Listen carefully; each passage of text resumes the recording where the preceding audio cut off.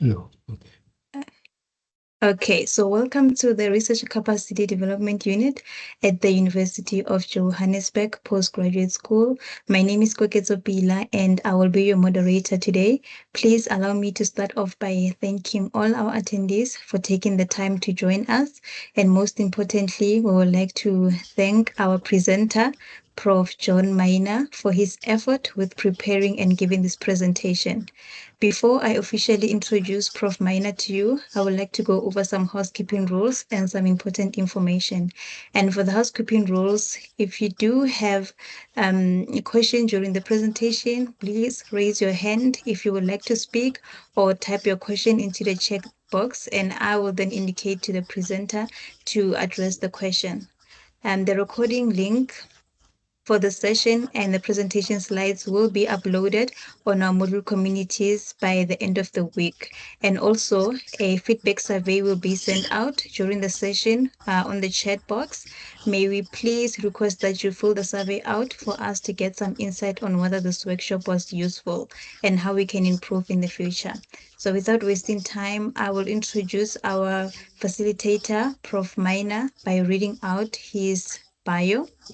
So Prof. John Maina trained as a veterinarian at the University of Nairobi, Kenya, where he earned a Bachelor of Veterinary Medicine degree in 1979. He acquired a PhD of the University of Liverpool, UK in 1982 and subsequently awarded a DVCs by the same institution on a thesis entitled Comparative Functional Morphology of the Gas Exchanges in 1999. He taught at the Department of Veterinary Anatomy, University of Nairobi between 1982 and 1996 before joining the now School of Anatomical Sciences of the University of the Witwatersrand, where he served as head of school between 2010 and 2014. Prof. Maina is currently a research professor at the Department of Zoology, University of Johannesburg. Prof. Maina has published extensively and written 6 books on the area of comparative pulmonary functional morphology. Twice awarded a Fulbright Senior Research Fellowship tenable at the University of California, Davis, appointed a Royal Society Senior Research Fellow taken at the University of Liverpool, and a Hooker Distinguished Visiting Professor served at McMaster University. Prof. Maina has held visiting professorships at the Universities of California, San Diego and Davis, Liverpool, Wyoming, Tokyo, and Vancouver. So without any further ado, I would like to hand over to Prof. John Maina. Over to you, Prof. Thank you very much. Does one anatomical record? Yeah, that's right.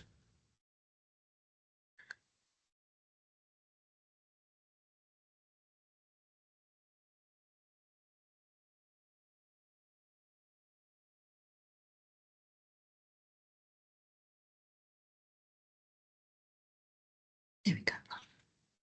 Okay. Now you can see. Thank you.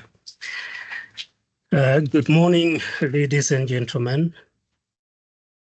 Thank you very much for taking time to listen to my presentation, which is entitled Personal Perspectives on What to Do and Know in Order to Succeed in Research.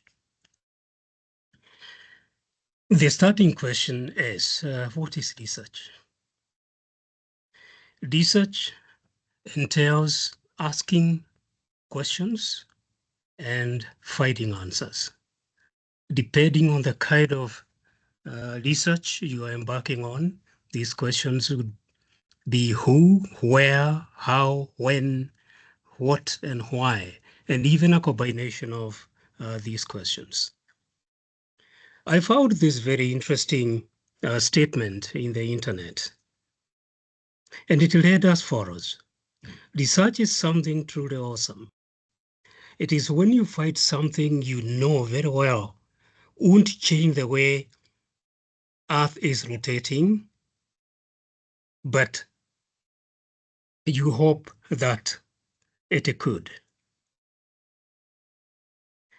Now, we live in a very complicated world where a lot of events, things are happening, and we need to know practically everything that is around us. And hence, the very many different types of disciplines in research. For example, social sciences, aeronautics, medicine, space, etc., etc. The more we know about the planet that we occupy, the better we can be able to deal with any challenges that may arise. And hence, we should aspire to know practically everything that exists and events that happen around us. What is research? Research is simply a way to learn about something. When somebody does research, they hope to learn something they did not know or something new. A researcher is what we call someone who does research. Researchers do a lot of reading in order to learn about the things they are researching or investigating. The thing they are researching is called a research topic. A researcher thinks about what they still don't know. They don't know about in their subject or over their subject. They come up with questions that are called research questions. These questions are what they are trying to answer in their research undertaking. Then who does research? Well, there are different kinds of researchers. Some researchers work at universities and colleges. Some researchers work for organizations, national and international, and also businesses. And some researchers work for the government. How do you do research? Once a researcher comes up with a research question, they must figure out how to answer it. And hence the many questions that I mentioned at the beginning. The way that they find this answer depends on their question and what they think they might work best. How does research help us learn? Everything that researchers learn while they are doing research is called data. And data is simply information. How do researchers use data or use information? Researchers analyze data they have gathered. That means they look for patterns in the data. The patterns can help them learn new things. And the new things they learn are outcomes or results.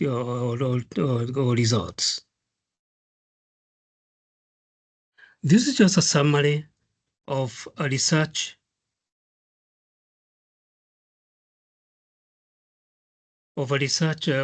method. I'll go very quickly through this.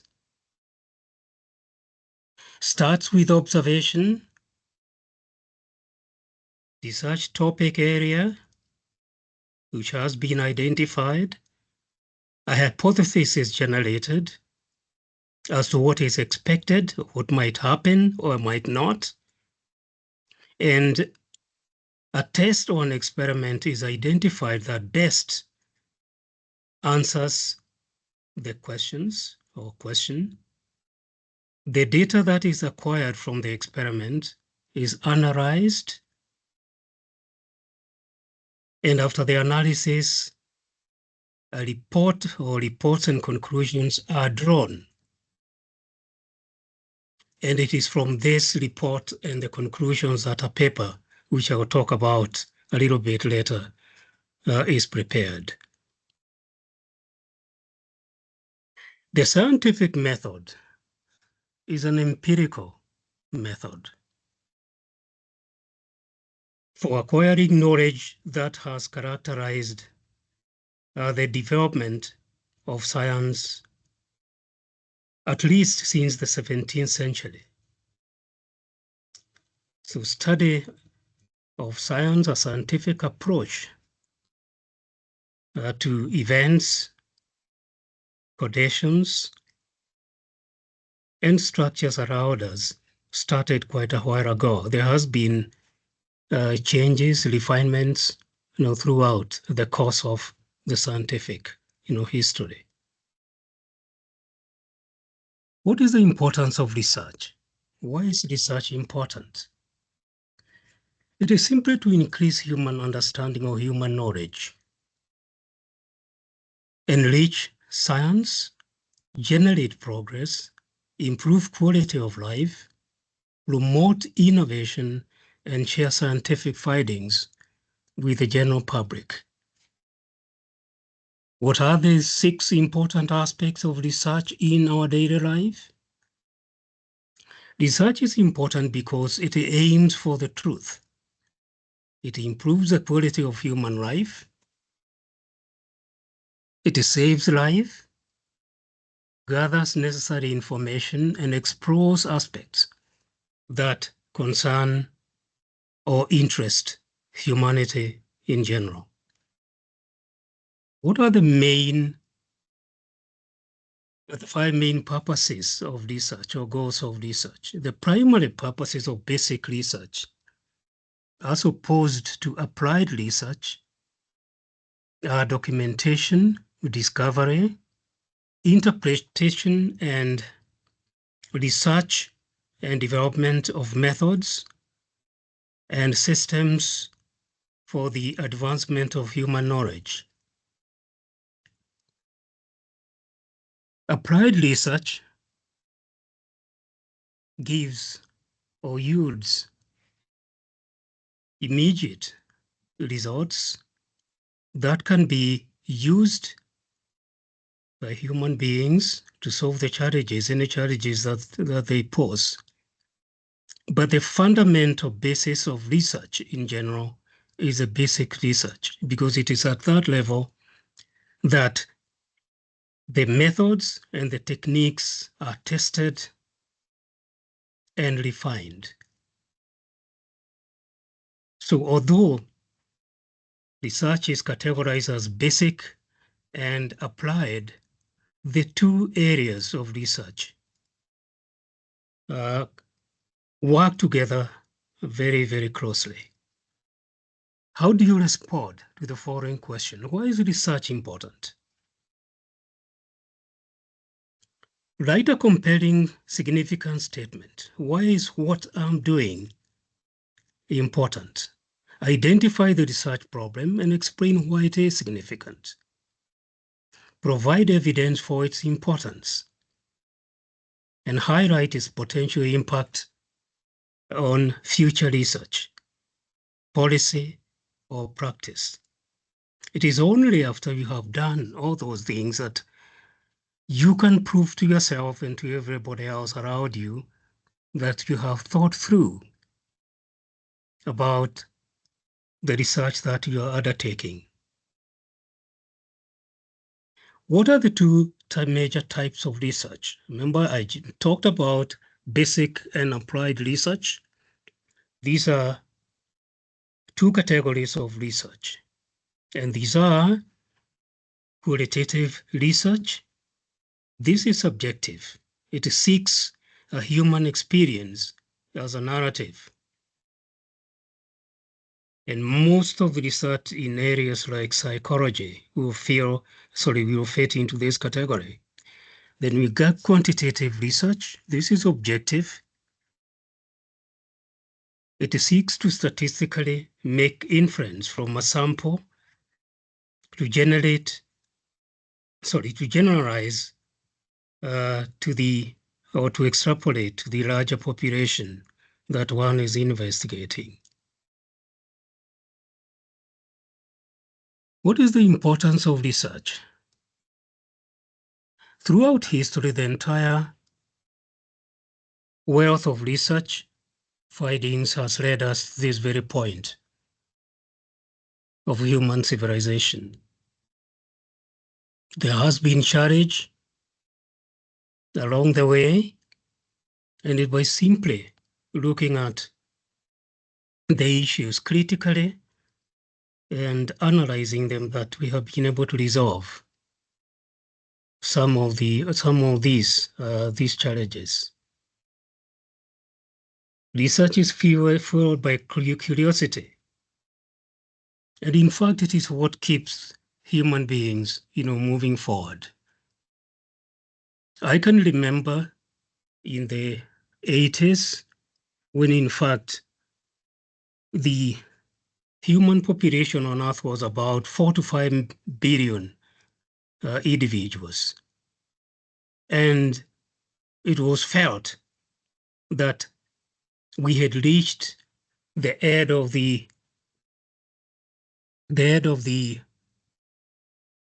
time when the planet itself could hold any more, an increase in the number of human population. Research in agriculture, more efficient food production techniques were developed, and this is what has supported the increase in human population to nearly 10 billion, to close to 10 billion that we have at present. So research has been instrumental in the very survival of human beings. By applying research, the most up-to-date facts on your inquiry or your research question or investigation can be adduced. Modern problems require modern solutions. Research is a catalyst to solving the world's most pressing issues, and the complexity of which evolves or changes over time.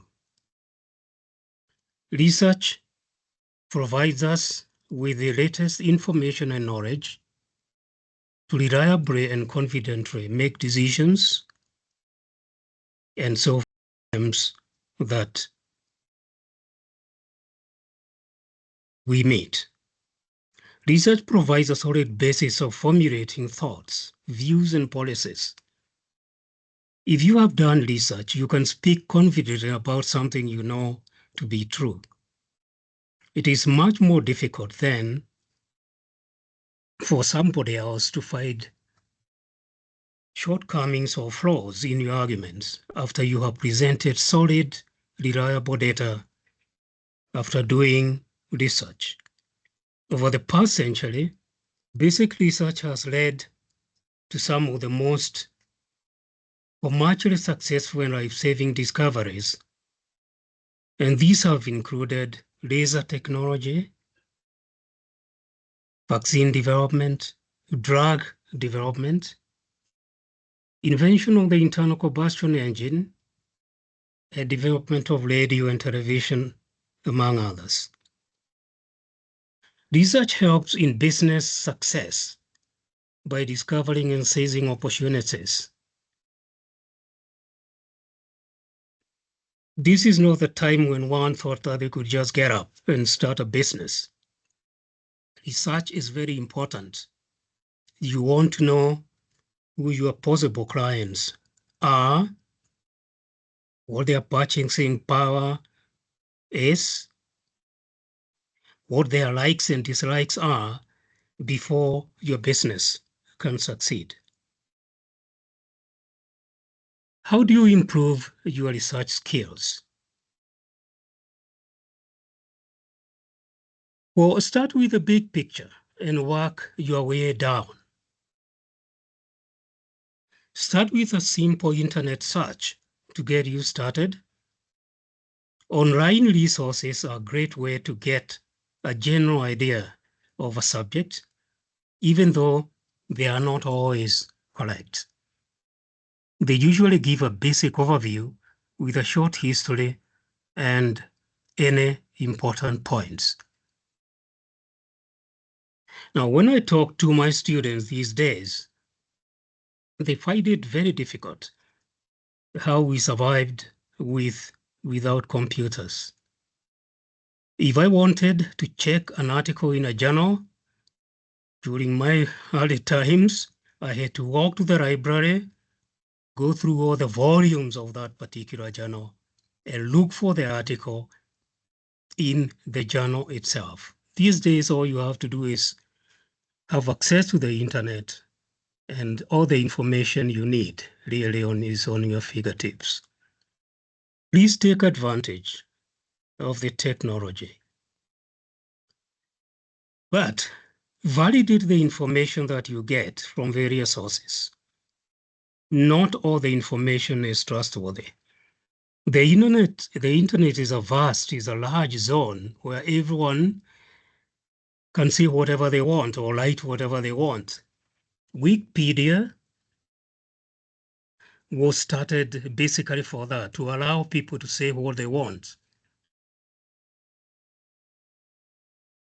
Although it is a very important website, one has to be very, very careful, and I always caution my students, about it. Identify, I'm just giving Wikipedia as an example, by the way. Every other, resource has to be treated with some caution. Identify the source of information and determine whether it is reliable and credible. Check whether there are at least 2 additional sources from which you can receive the same information. Don't rely on only one source of information. Be ready to accept new information. The purpose of research is to find answers to your questions, not to back up what you already know. Only looking for confirmation is a minimal way to research, because it forces you to pick and choose what information you can get or you get, and stops you from getting the most accurate picture of the subject.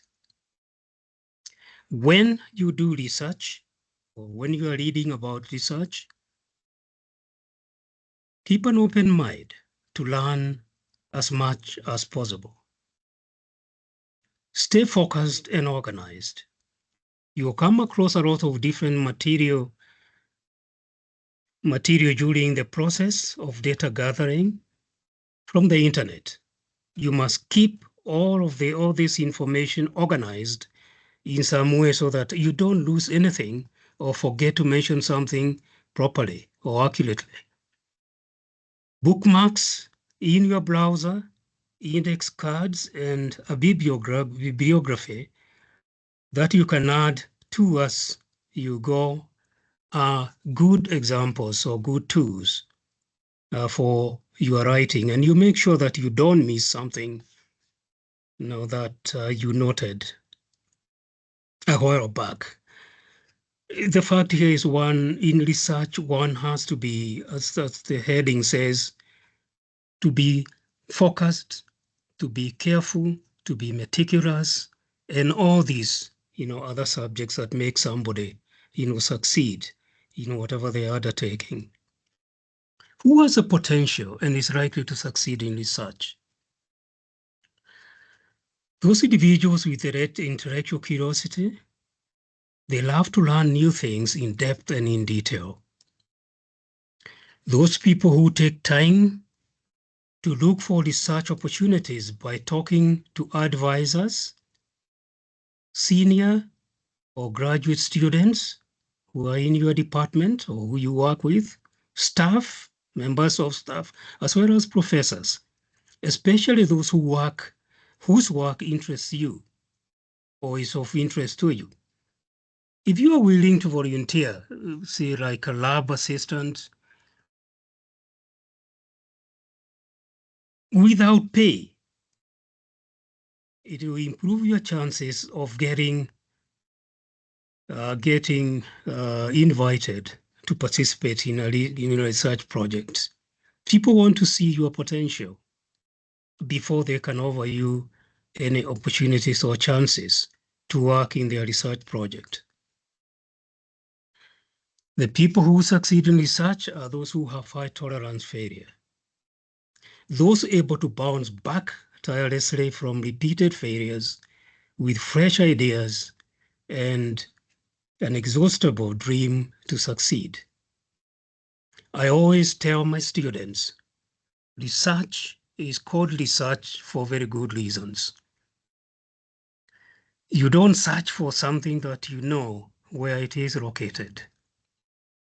In research, you are looking for something you have not seen, you have not experienced, and you have no information about, how it behaves and exists. I constantly advise my students. I thought I should write this down so that you can actually see it, especially at the start of their studies as follows. The difference between a person who succeeds in research and one who fails in research is very simple. The one who succeeds is willing to get up after failing and try again and again and again and continue. If you find that in a research project,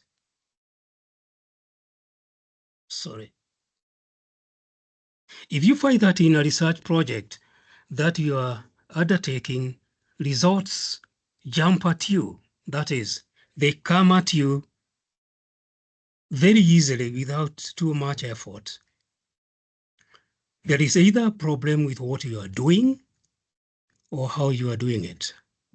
As I keep reminding my students these two facts. Research, there will be good days when you are undertaking a research project, and there will be bad days.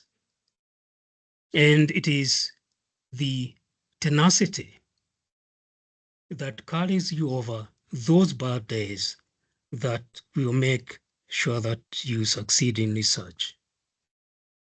In research, passion should not be confused with interest. Talk to and consult people to get information. Avoid arguments for their own sake, especially those arguments that invoke, misunderstanding.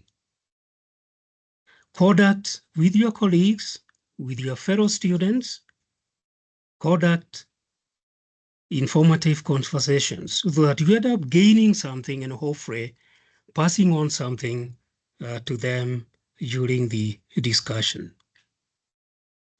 This is an interesting study that was done this year, quite recently, on the sustainability, persistence, and endurance in research. The study was performed on about 400,000 men and women scientists.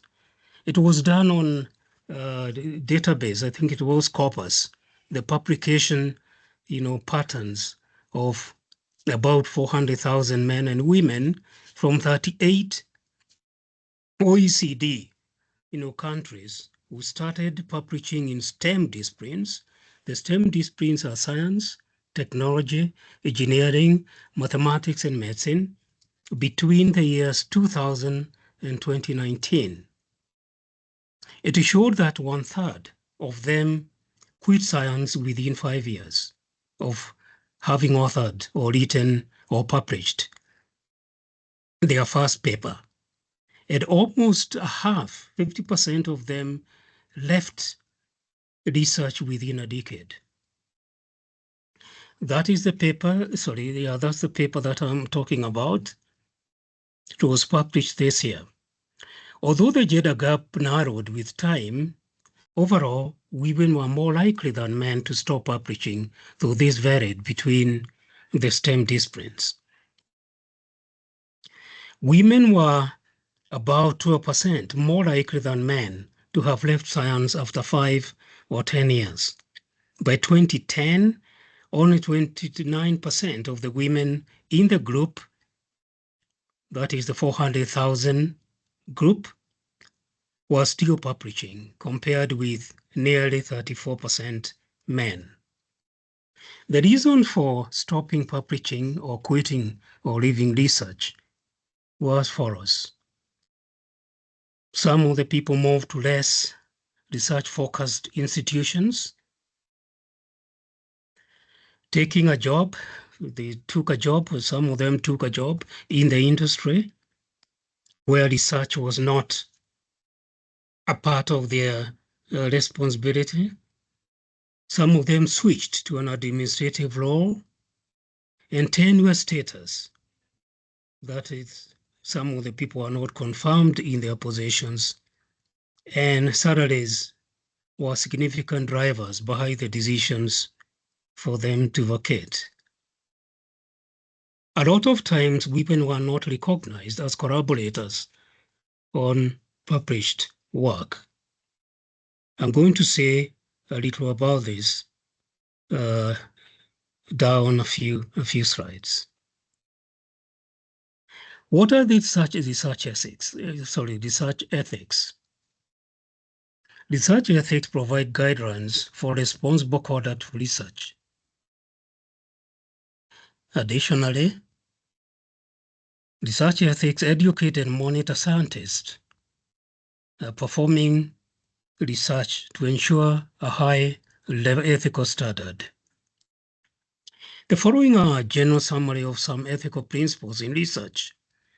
Honesty. It ensures that the research results are valid, reliable, and reproducible. Valid results are based on sound methods and accurate data. And reliable results are consistent and can be verified by others. Again, I always emphasize this particular point, to my students, that the beauty, especially of biological sciences, in which I belong, is that when you write a paper, the most important section of the paper is materials and methods. You are telling people in detail what you did and how you did it. If anybody wanted to replicate what you did and how you did it, they have all the information in the paper to be able to do that. And that's a very, very important aspect of biological research, and I believe also in other disciplines of research. Objectivity.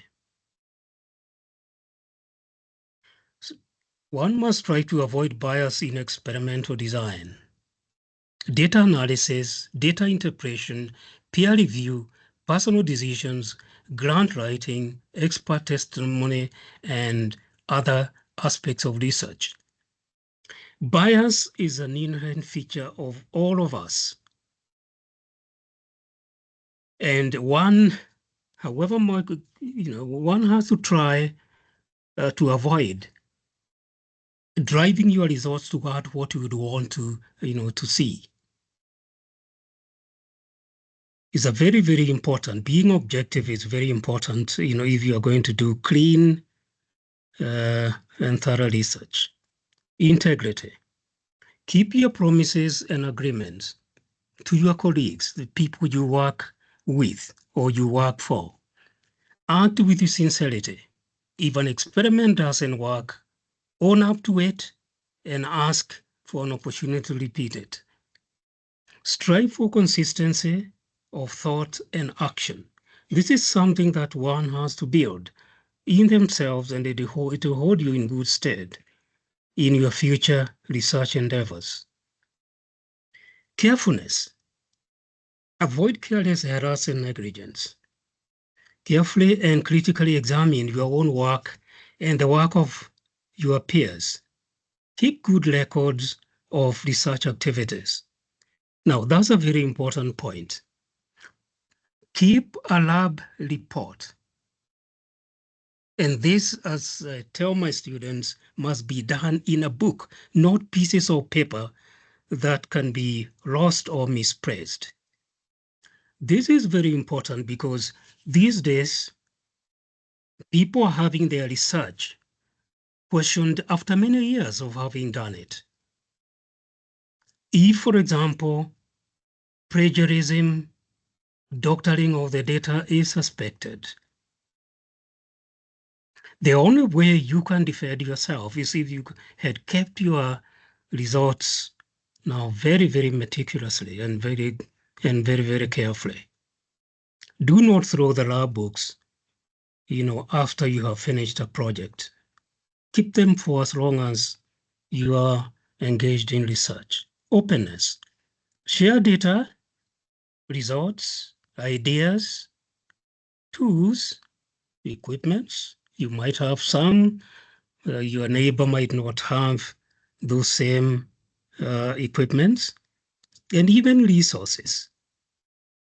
Be open to criticism and new ideas. Nobody knows everything, and we must be open to learning every moment. Respect intellectual property. You must honor patents. You must honor copyrights, acknowledge other people's works where you use them, and other forms of intellectual, property. Do not use unpublished data, methods, or results without permission from the people who generated the information. And always give credit where credit is due, and never plagiarize. I'm going to talk about plagiarism again a little later. Confidentiality. Protect confidential communications, such as papers or grants submitted for publication. If they are still being processed, you have to hold those important documents very carefully and treat them with confidentiality.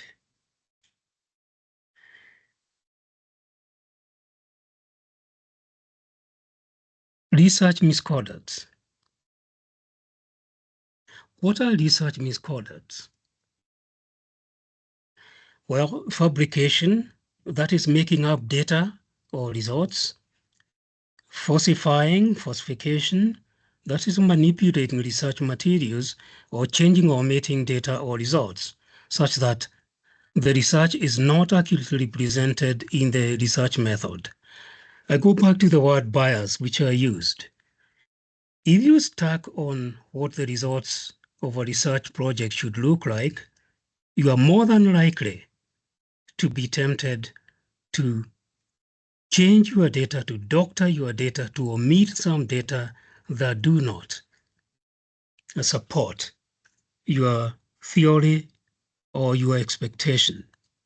And plagiarism, back to plagiarism. This is appropriation, acquisition of another person's ideas, processes, results, or words without giving appropriate credit or attribution. Research misconduct, it does not. This is an important statement.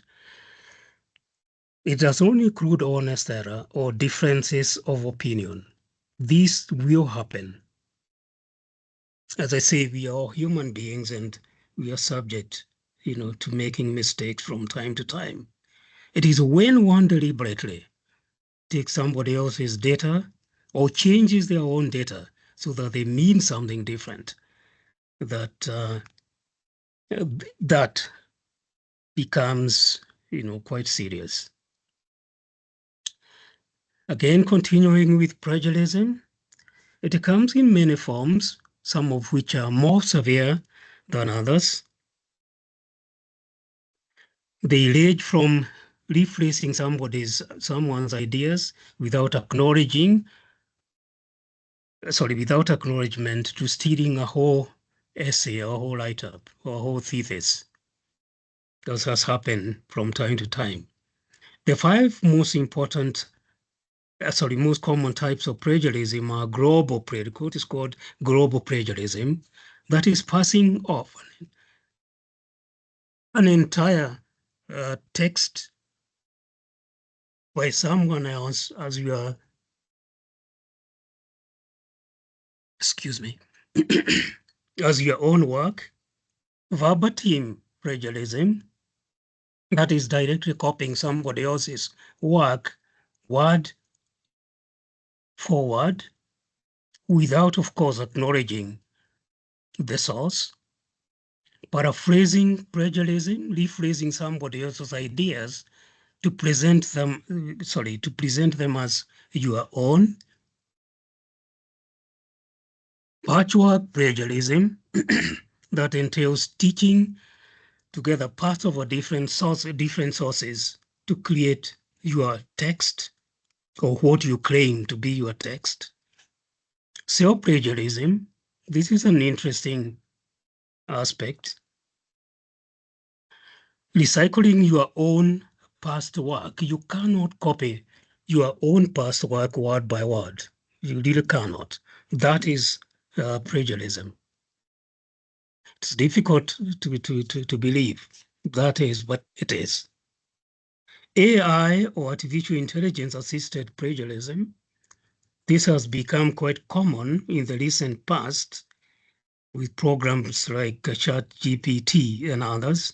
This occurs when you try to pass AI-generated text off as your own.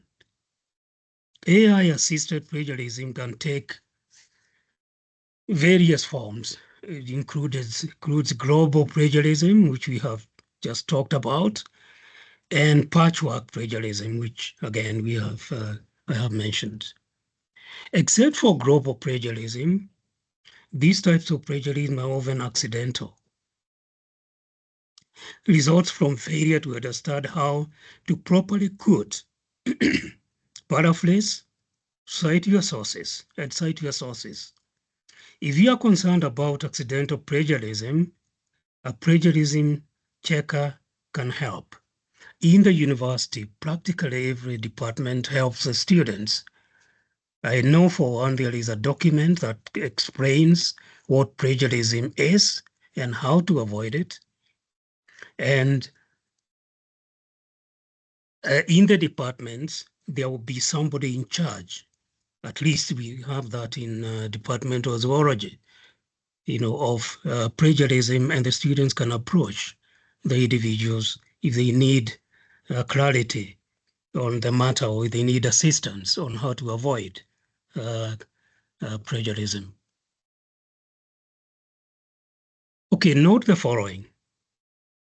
Most people associate plagiarism with writing, but it can include using work from nearly any media without providing citation or getting permission from the owners. This includes images, photographs, videos, copyrighted music, and even using somebody else's data or doctoring or changing them a little bit to look as if they are yours. And I think what one has to say is simply stop plagiarism. The fact of the matter is one can get away with plagiarism once, but the whole thing will eventually catch up with you. And when it does, the outcome is detrimental to one's academic life, academic career.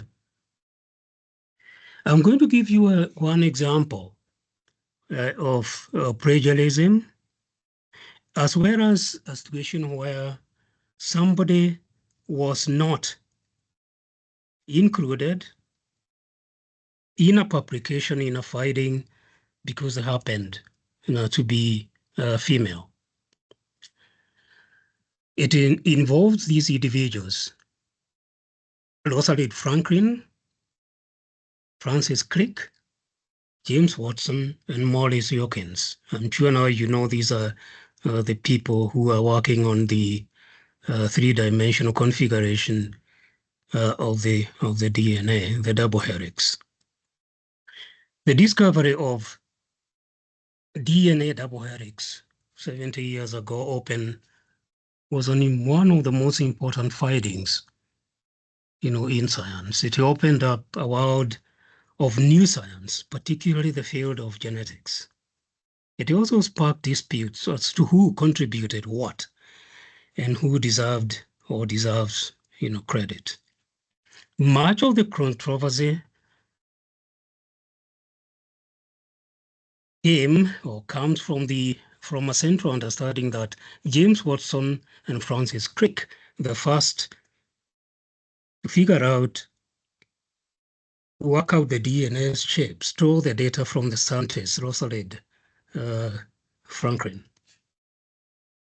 A recent account published, I think 1 or 2 years ago, by a historian of science suggests that while parts of the story are accurate, Watson and Crick did rely on research from Franklin and her laboratory information. Watson and Crick did rely on research from Franklin and her laboratory without permission. Franklin was more of a collaborator than just a victim in the DNA structure saga. Watson and Crick were working on modeling DNA shape at Cambridge, while Franklin was an expert in X-ray crystallography, working then at the King's College, London. His collaborator associate was Maurice Wilkins. Franklin captured the iconic photograph 51, an X-ray image showing the X-ray crisscrossing, shape. In fact, it was fundamental to Crick and Watson working out how it cannot be doubted. It is after they saw that picture on Franklin's table that they figured out how DNA looked like in 3 dimensions.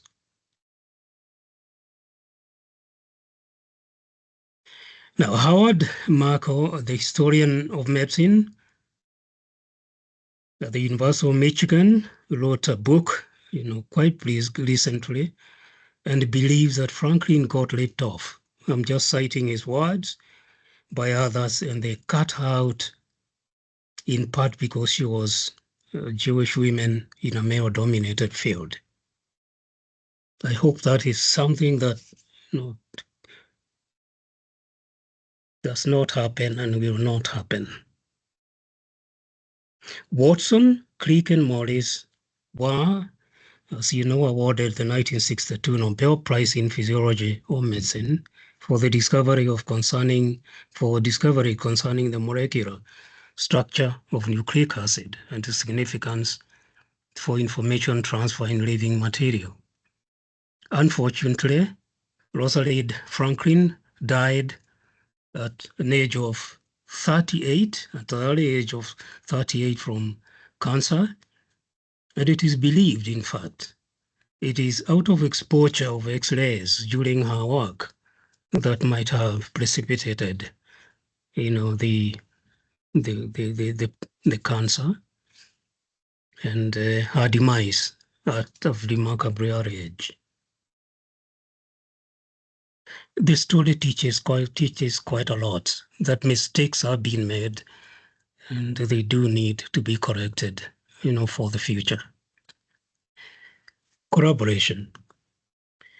Collaborative research can be defined as research involving coordination between researchers, institutions, organizations, and our communities.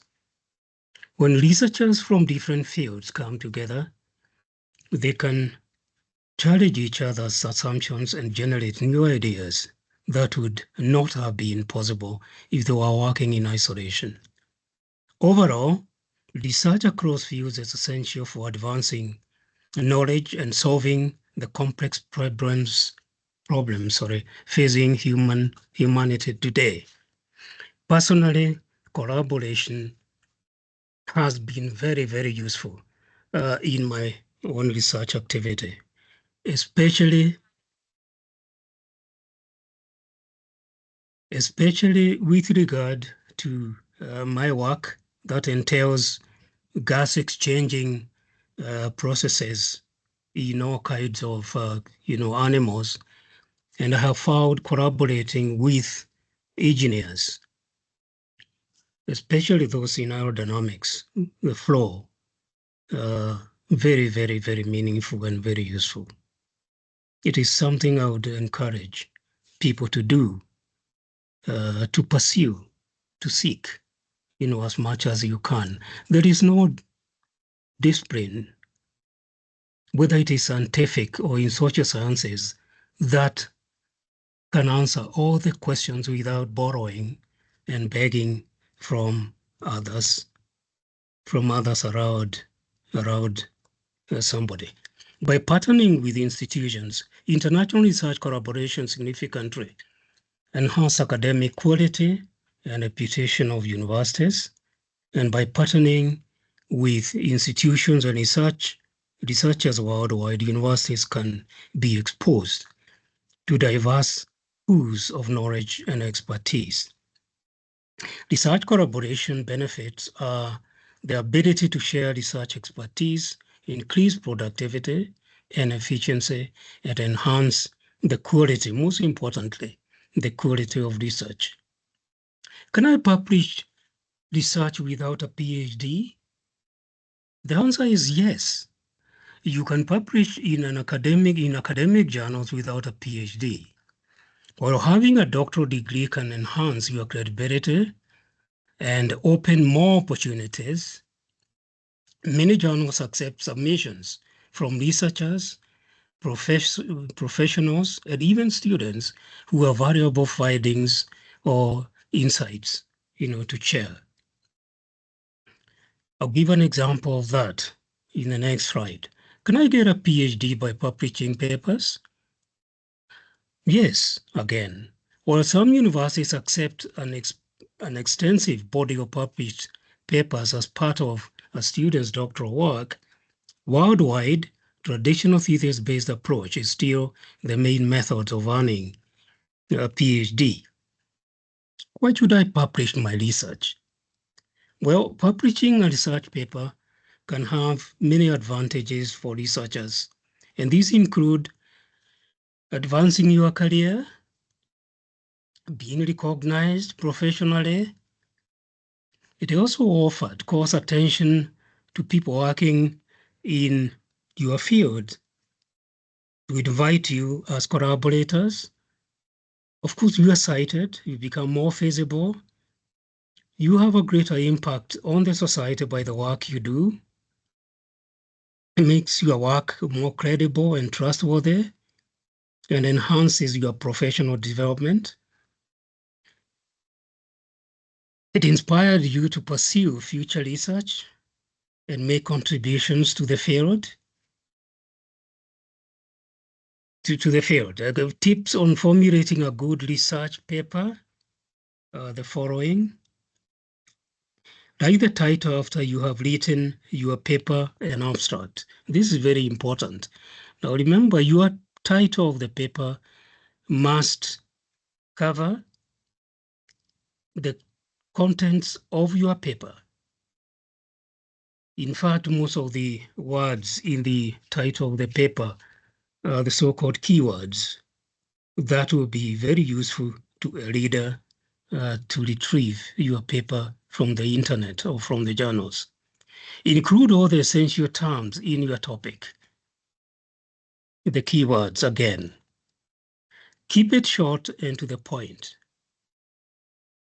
Suggested 16 words or fewer. The shorter the title, the more precise, the more representative the title is, the better. Avoid unnecessary jargon and abbreviations. In science, one is not writing for a newspaper. And I think the most important thing is to convey the information in the most direct and effective way. Use keywords that capture the content of your paper. This is just a simple summary of the importance of publishing, especially in high impact factor journals.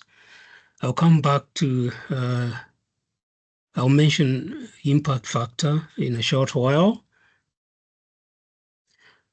It increases leadership and feasibility. It improves academic credibility for those in academia. It increases grant funding prospects. Your chances of getting a grant when you apply. I mean, for one, it also improves your career advancement, moving from one level to another. It increases your citations and then enhance your impact on your scientific discipline. It is also, if you are working, for example, for the government or working for the company, it elevates your influence as a policymaker. And of course, one is internationally recognized once you start or you have published in high impact journals that are read widely. Can an ordinary person publish a research paper? That's what I alluded to a few slides back. Yes. And Albert Einstein is the best example that one can give with this in response to this question. But the first two papers that Albert Einstein published and earned him his first, I think he got 2 Nobel Prizes. I start to be corrected on that one.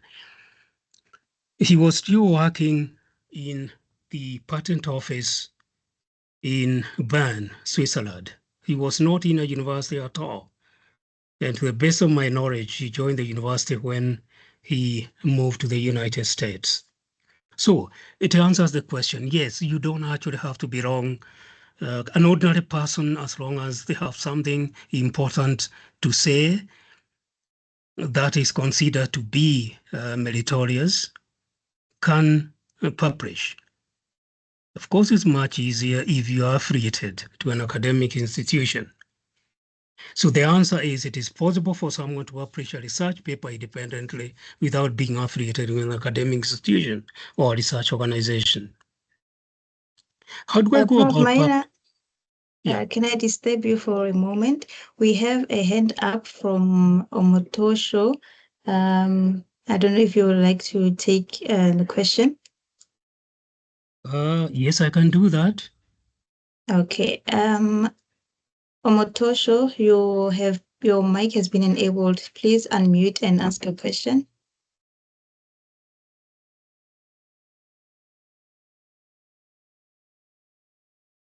Just unmute yourself and then ask your question.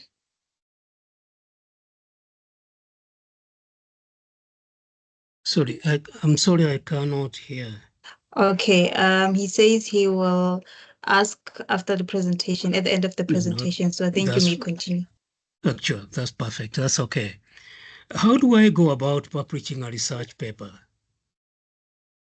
Again, another important, find an appropriate journal for your work by doing the following: reviewing the aims, objectives, and the scope of the journal and its areas of specialization to assess if your work conforms to the journal's policy.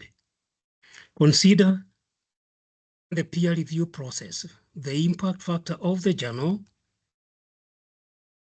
and the time it takes for your paper to be published after it has been accepted. Following the necessary guidelines outlined in the journal, carefully prepare the article for submissions. Patiently wait to hear back from the editors. And very, very rarely does outright acceptance of a manuscript occur. Please believe me on this one. In my long period that I have been in research, only one of the papers, my papers has been accepted without me being asked to change a comma or a full stop. It very, very, very rarely happens.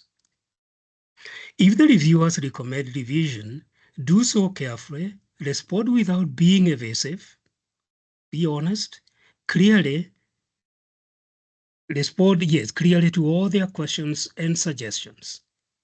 If you have to refute any of their suggestions, do it very, very diplomatically.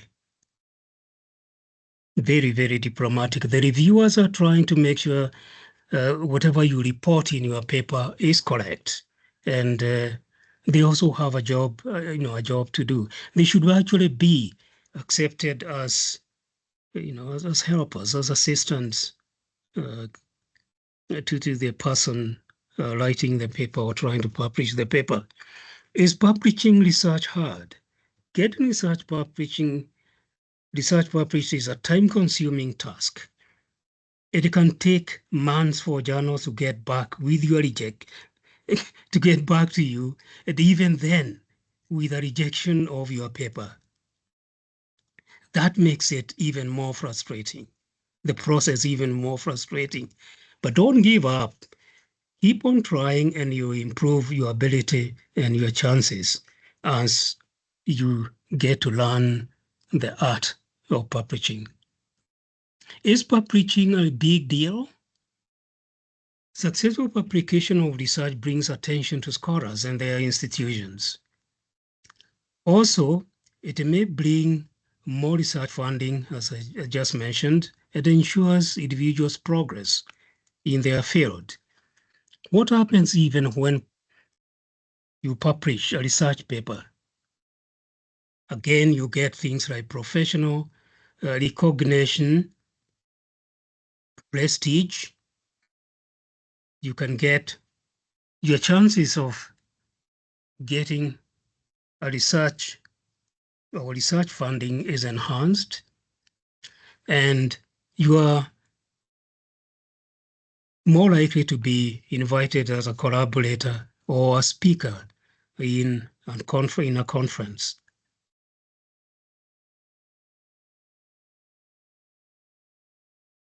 Yeah, I think I have dealt with that. Do you need a degree to publish a research paper? I think I responded to that. You really don't need a degree to do that. You can publish a research without being a member of a university. And this satirical cartoon indicates the tests and the threats that one faces before you can publish, a paper. You can see these hostile individuals trying to stop the flow of the paper.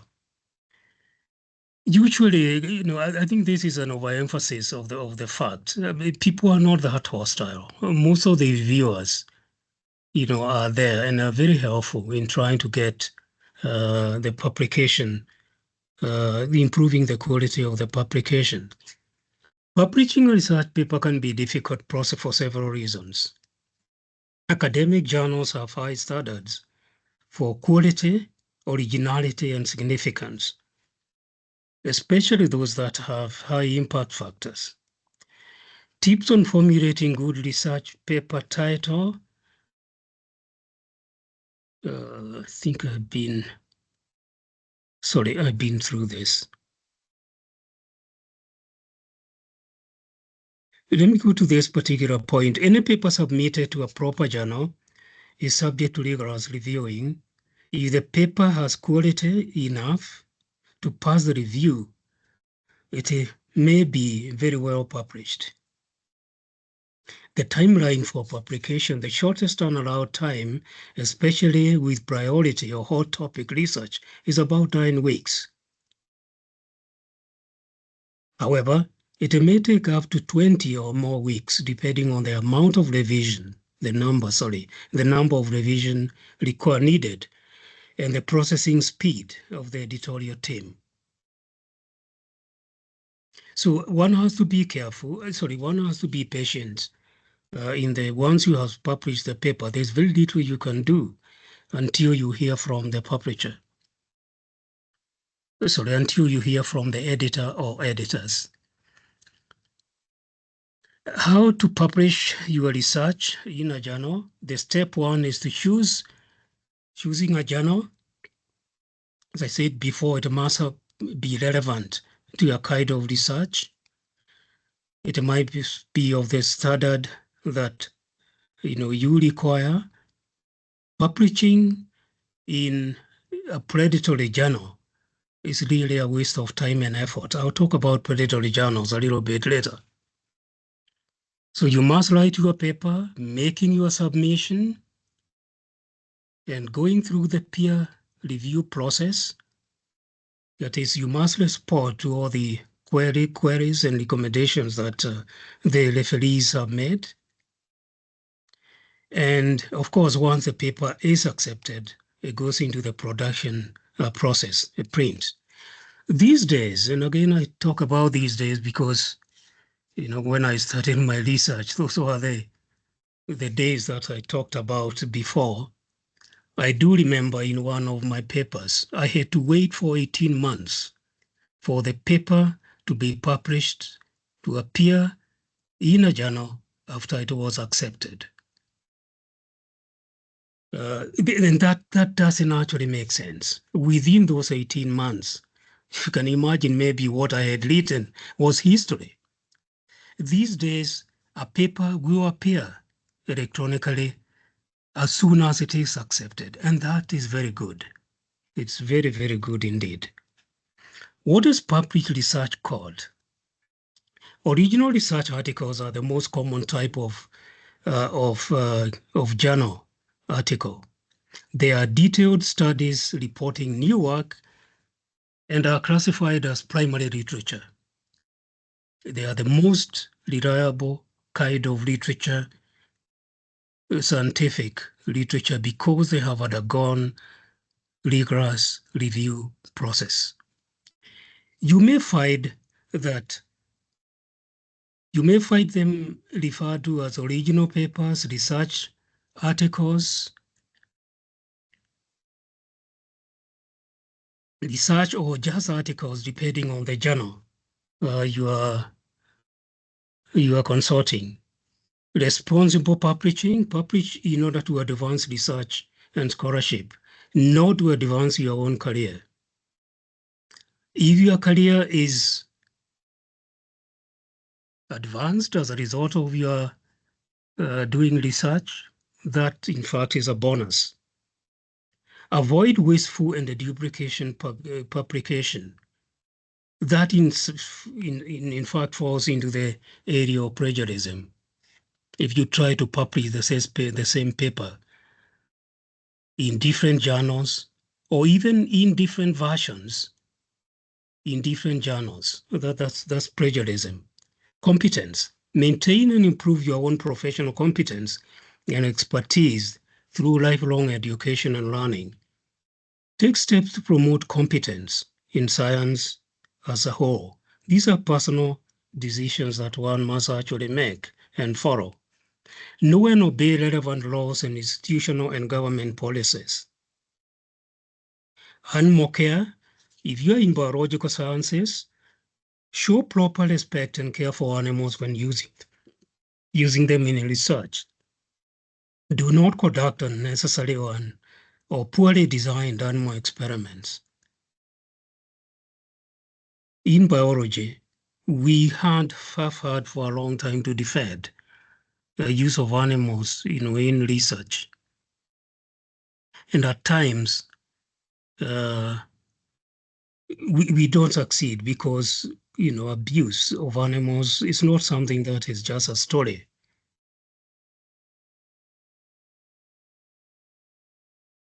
It's not just a story, but it does happen, from time to time, unfortunately. How can I publish my research for free? Choose the right journal. Look for a reputable open access journal in your field. These journals do not charge authors, and their articles are free to accessible to anyone. Yeah, but most of the open access journals really do charge. That's a fact. But there are still journals which do not charge authors in order to publish their work. Human subject protection. When conducting research on human beings, respect human dignity, privacy, and autonomy. That goes without saying. How do I know if a journal is accredited in South Africa? I address the issue in South Africa because the accreditation will differ from one country or region of the world and another. But here, you determine whether the research output from the journal are recognized for their credibility, trustworthy, and they meet all the required national and international standards. Do they, that is, the publications, qualify for subsidy by the Department of Higher Education and Training, DOHET? Will the publication be considered for NRF rating? And that's what I meant. If you are in an academic institution, publishing in a journal that is not on the DOHET list really is a waste of time and effort because nobody will recognize it, as such. So that is, again, there is a list that is regularly reviewed and circulated in South Africa for the journals that have been approved. The quality and the standards of journals vary from time to time. Some journals will appear on the DHET list. Some journals will be removed from the DHET list depending on their performance over the period during which the review is made. Now, just as a quick summary of the peer review process, the scientists will study something. The scientists will write about the results they get. The journal editor will receive an article and sends it for peer review. These are the editor, the peer reviewers, and the peer reviewers read the article. These would be people who are very familiar with the subject that the paper is written on. And of course, the editor will send the reviewer's comments to the scientists who may then revise and submit the article for further review. If the article does not maintain sufficient high standard, it may be rejected. So that's a kind of circular,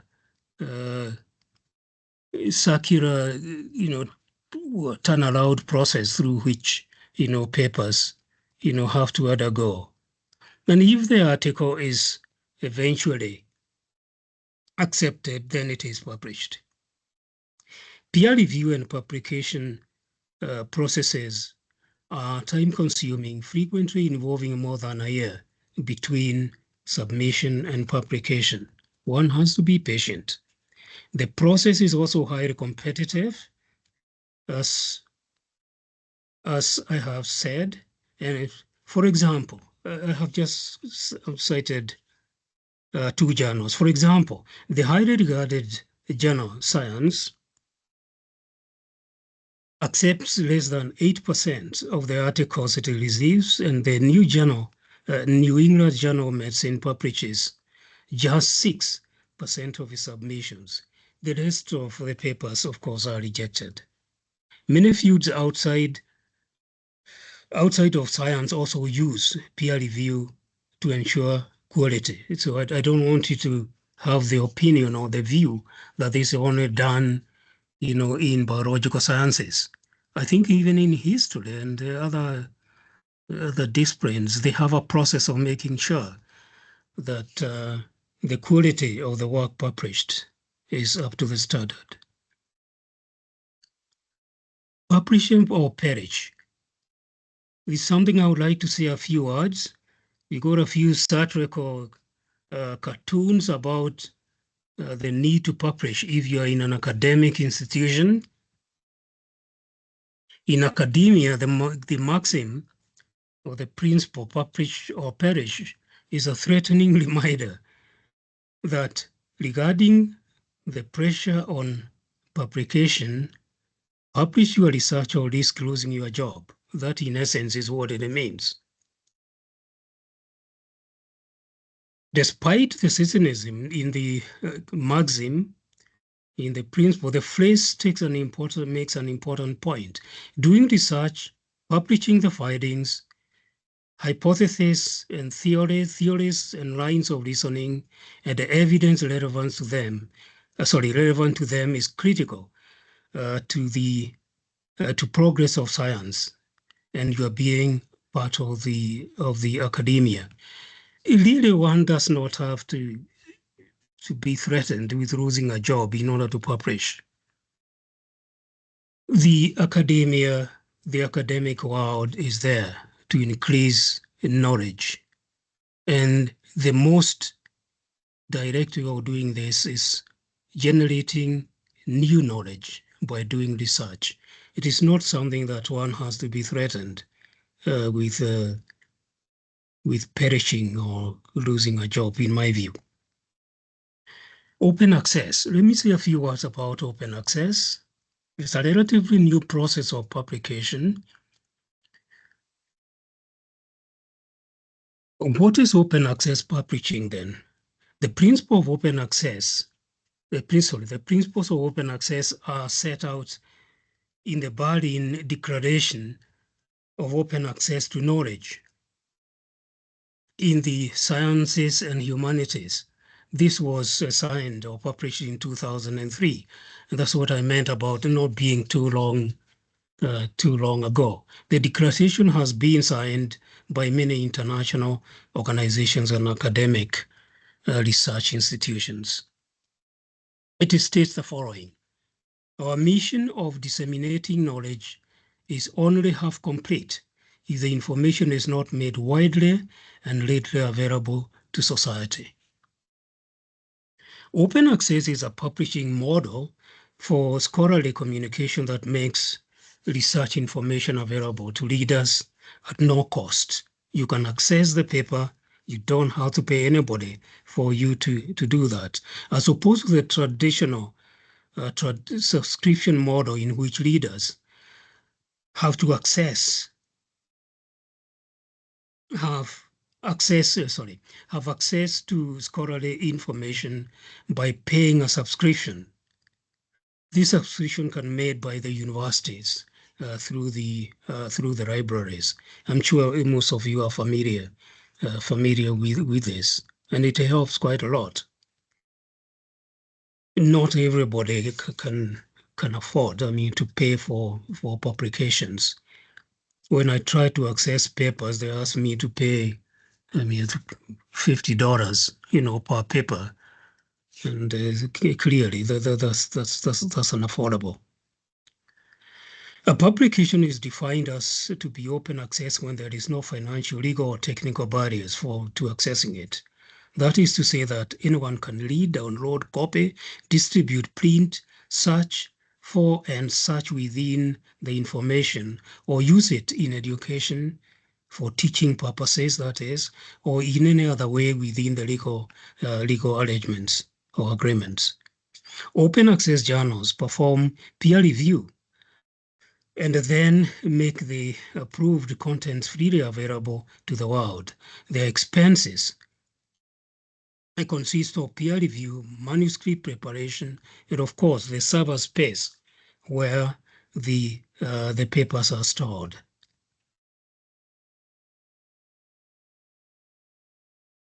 Yeah, one of the most important advantages of open access is that it increases the feasibility and reuse of academic research results. Of course, the greater or the larger the members of the public who would have access to what we are publishing and doing in the universities, the better prepared the general population would be in understanding why things are happening the way they are happening. It's very important. The different ways of publishing open access: you can go full open access, publishing via platforms sorry for that word. In full access journals, this route may involve a charge. Publications costs known as article processing charges are covered by the authors or by their institutions. There are hybrid journals which will allow one to pay, or publication by hybrid journals. These journals are subscription journals that allow open access publication of the individual articles, as long as one is willing to pay the article processing charge for their paper. Predatory journals. I mentioned this some slides ago. Predatory journals take advantage of open access publishing. It's a relatively new phenomenon, I mean, so to speak. Charging publication fees without providing standard or proper peer review or editing services. In other words, those journals actually publish low quality journals, articles. Predatory journals depend on a business model based on publication fees, article publication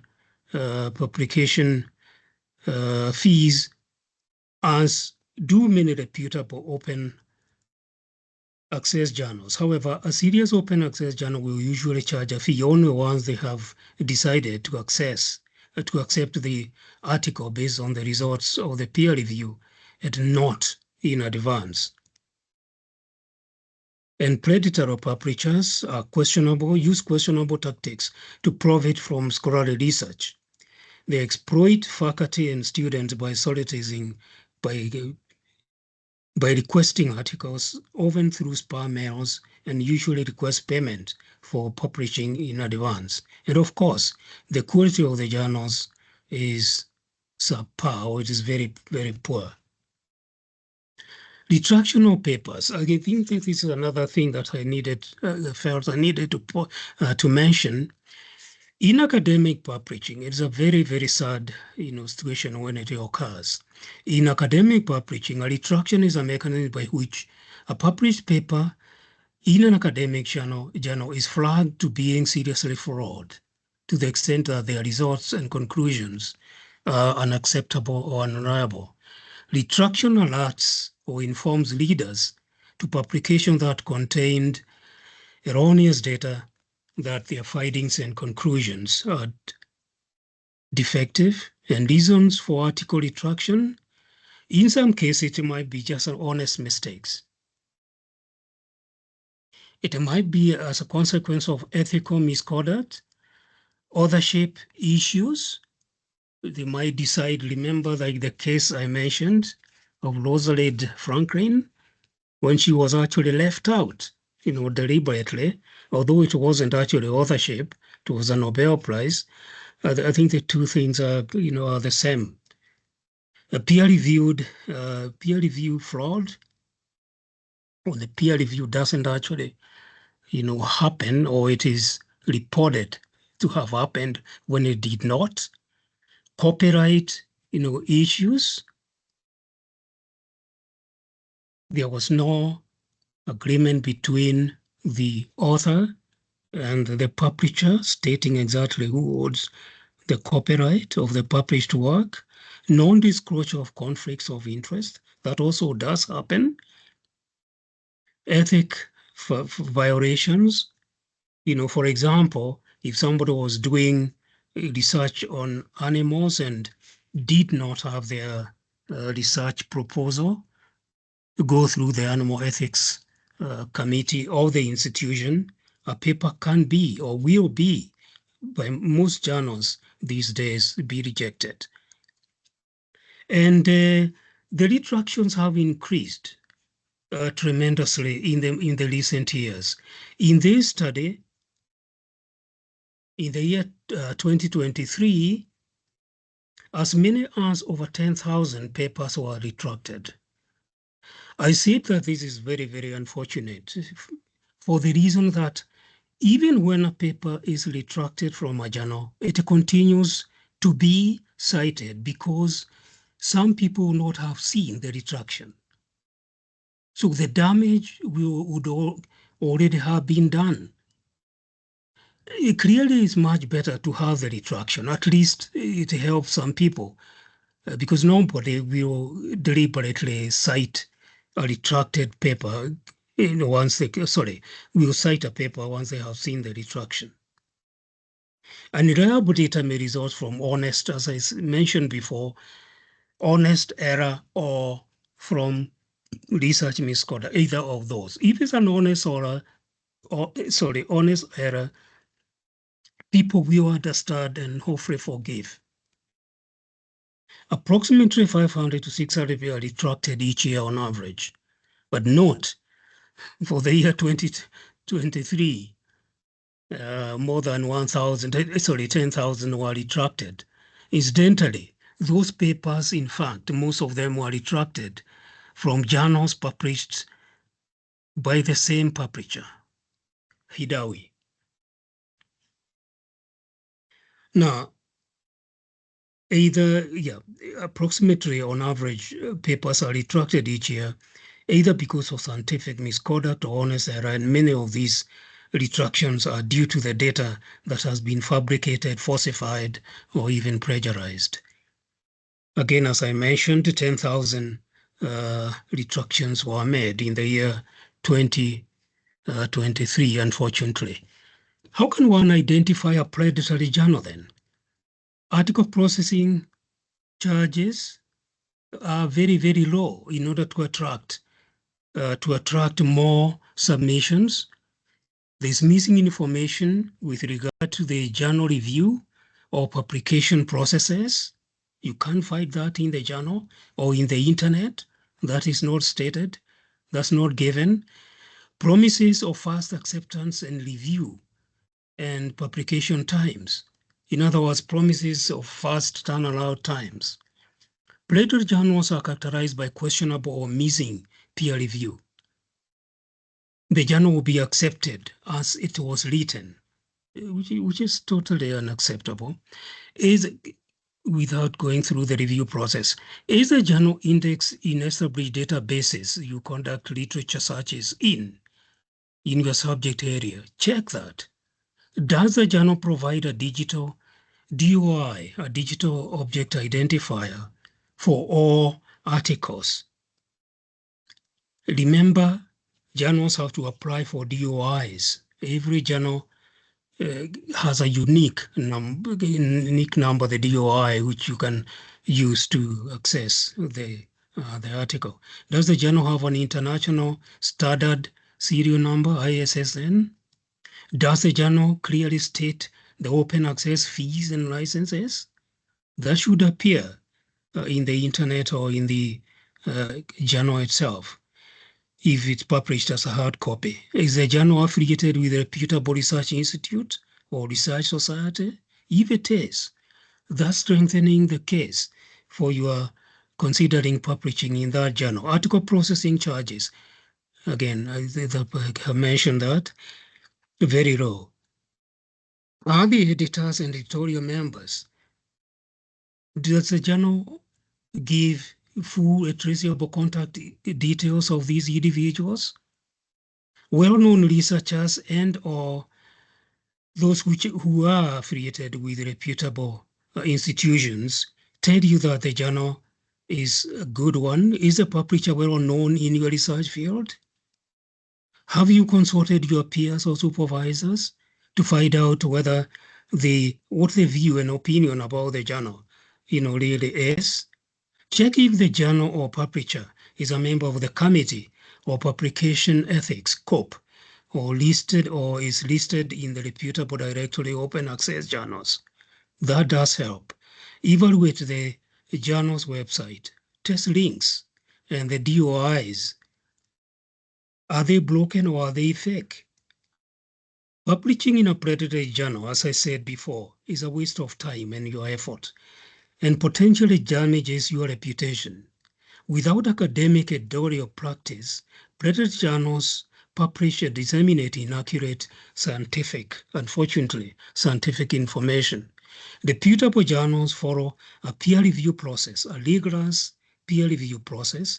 Peer review is the primary hallmark of academic publishing and may be greatly compromised by or bypassed altogether by predatory journals which tend to accept nearly all submissions because people are paying for it. Journal metrics. The journal metrics, research metrics are quantitative tools that are used to help assess the quality and the impact of research outputs. Journal metrics can be a useful tool for researchers when they are choosing where to submit their research. As I've just said, the metrics are available for use at the journal's article and even researcher level. However, any one metric, this is a very important observation. Any one metric only tells a part of the story, and each metric also has its own limitations. We are going to see that in a short while. Therefore, a single metric should never be considered in isolation. The more the metrics that you consider, the more represented, the more holistic the picture you get about the quality of the published work by an individual. For a long time, the only tool for assessing journal performance was impact factor. Now there is a range of different research metrics available. Impact factor. Let's go through this quickly. The impact factor is, what is the impact factor? The impact factor is the most well-known metric for assessing journal performance. Developed in the 1960s by ISI, Institute of Scientific Research, ISR. It has since become a proxy, a common proxy for journal quality. The IF is a single research metric. Its average, it is the average number of citations received by articles in a journal within a 2-year period. The Web of Science Journal Citation Report publishes the official results annually based on the following. Calculation. The impact factor is the number of citations. For example, in 2023, for all the resources published. In 2022 and 2021, resources could be papers, divided by the sum of the number of resources published in 2021. That's the impact factor. It's quite a straightforward calculation. Number of citations divided by the number of published papers in a given period. Now, this is impact factors. Different, again, I'll be very quick on this one. I know I'm running out of time and I need to leave time for questions. Impact factors vary quite a lot in different disciplines. I have just picked some from the internet in medicine, physics, history, geology, computer science, music, social sciences from the internet. They vary quite a lot, and you cannot compare journals in different disciplines based on the impact factor. For example, Lancet is a medical journal. There's no way you are going to compare that with the Journal of Economics History, which has an impact factor of 1.98 as compared to the Lancet one of 148. The two disciplines are totally different. And one has to be very careful. Comparing impact factors has to be done only in the same discipline, not in different disciplines. What are the advantages of the impact factor? Well, the impact factor is an arithmetic mean, as we have said. It does not adjust for the distribution of the citations. This means that one highly cited article in a journal can have a major positive effect on the impact factor, and it skews the result for the 2 years that are considered in the calculation of the impact factor. And the impact factor only considers the number of citations, not the nature or the quality of the papers published over the period that is being assessed. Most journals have a highly skewed citation distribution, with few highly cited articles and many low or zero cited articles. You can see why there are problems with the impact factors. A paper could be in a journal with a very high impact factor, but it has not been cited over the 2-year period. You cannot compare impact factors across different subjects. I think I have said that when I was showing the impact factors of the Lancet and the journal in history. Impact factors can show significant variation year on year, especially in smaller journals. Again, another metric, a drawback as far as impact factor is concerned. Site score is another metric. And what is site score? It is based on Scopus database. Scopus is one of the maybe the largest, database on scientific, literature in the internet. And the citation score is the ratio of citations to research recorded. It is calculated by dividing the number of citations of documents published in a 4-year period, not 2 years, like the impact factor, by the number of documents in the same period, not the number of citations again, as is done for the impact factor. What is the difference between site score and impact factor? Again, as I think I have alluded to this, site score is based on Scopus database rather than was on Web of Science, another robust database. This means the number of citations and journal coverage in certain subject areas is notably higher. Site score uses a 4-year, as I have said before. Impact factor uses a 2-year period. Site score covers all subjects, whereas the impact factor is available for indexed journals, for journals indexed in mainly the SIE database, and site score suffers from some of the same problems of impact factor, and it is not comparable across disciplines. It is a mean calculated from skewed distribution. Again, a limitation. Aging factor is another metric, and the aging factor measures the influence of a journal based on whether it is cited within other reputable journals over 5 years. A citation from a highly cited journal is worth more than a journal with few citations. The aging factor is calculated using an algorithm to rank the influence of journals according to the citations they receive. A 5-year window is used, and the journal self-citations are not included.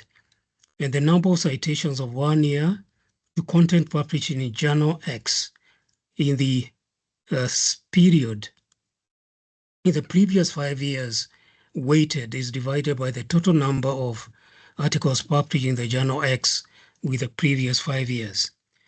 Article influence score is another metric. What is article influence score? It is a measure of the average influence of journals articles in a 5-year period after publication. A score greater than 1 shows the above average levels of influence. The IAS citation is calculated as follows. Again, 0.01 times aging factor divided by the number of articles published in Journal X over a 5-year period, divided by the number of articles published in all journals over 5 years. SNP is source normalized impact. Impact per paper is a journal level metric which attempts to collect subject-specific characteristics, which is a good attempt, simplifying the cross-discipline comparisons between journals. It hasn't saved, the SNP hasn't solved all the problems, but it has gone a step further than, for example, agent factor and impact factor. It measures citations received against citations expected for the subject field using Scopus database. SNP is published twice a year and looks at a 3-year period. The SNP calculation is done as follows: journal citation count per paper divided by the citation potential in the field. SNP normalizes its sources to allow cross-disciplinary comparison. In practice, this means that a citation from a publication with a long reference list has lower value, as SNP only considers citations to specific content. It's either go to be articles, reference, reviews, and conference papers. It does not count citations from publications. That's Scopus classifies as non-citing list sources that include trade journals and many arts and humanities titles. SCImago journal rank, again, is another metric. It aims to capture the effect of subject field, quality, and reputation of the journal on citations. It calculates the prestige of a journal by considering the value of the sources that cite it, rather than the citations, than counting all the citations. But that's a novel way of doing it. Each citation received by a journal is assigned a weight based on the SGR of the citing journal. So a citation from a journal with a high SGR value is worth more than citation from a journal with a low SGR value. The SGR calculation, again, as we have gone before, is the average of the weighted citation in a given year to journal X divided by the number of citations of published journal X in the previous 3 years. As with SNP and CiteScore, SGR is calculated using Scopus data. The author metrics, the author metrics, these evaluate, remember the metrics we have talked about were measuring the quality of the journals. How do we know how determine the quality of the author, that their work, how good is it? What is, and the H index is the commonest, metric here. The H index of is another level research metrics, first introduced in 2005 by Hatch.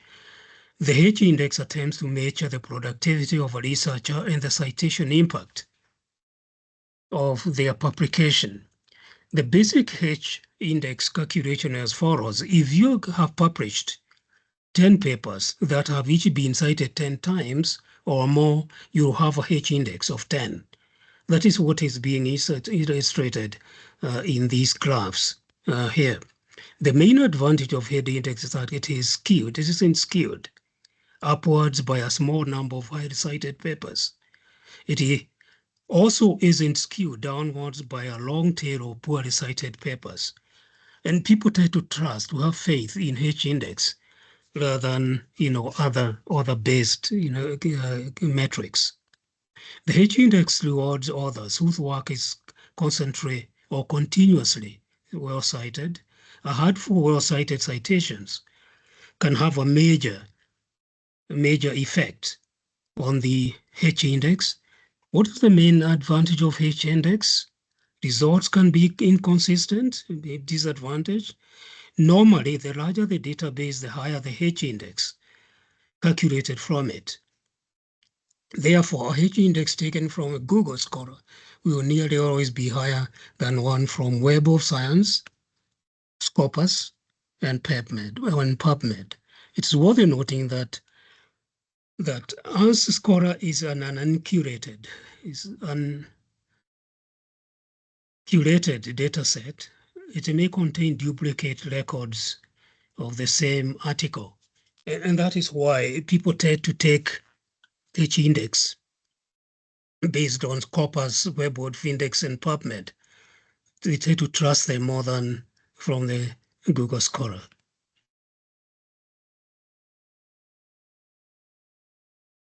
Now, let me go very quickly. Again, I'm cutting too much time here on questions.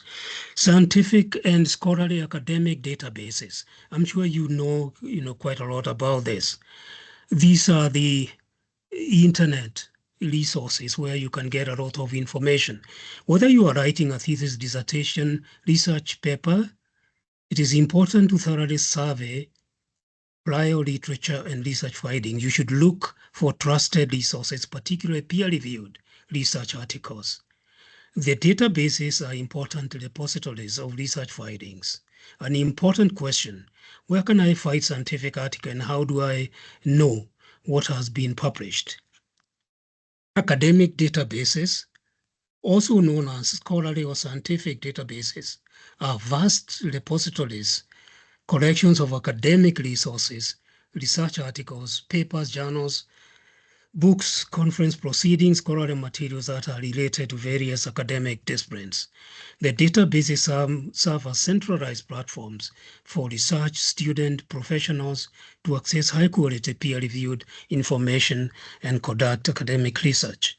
Academic databases comes in various types, catering for specific academic disciplines or purposes. Well, some are very broad. They cover, for example, physical sciences and biological sciences, engineering and biological sciences, etc., etc.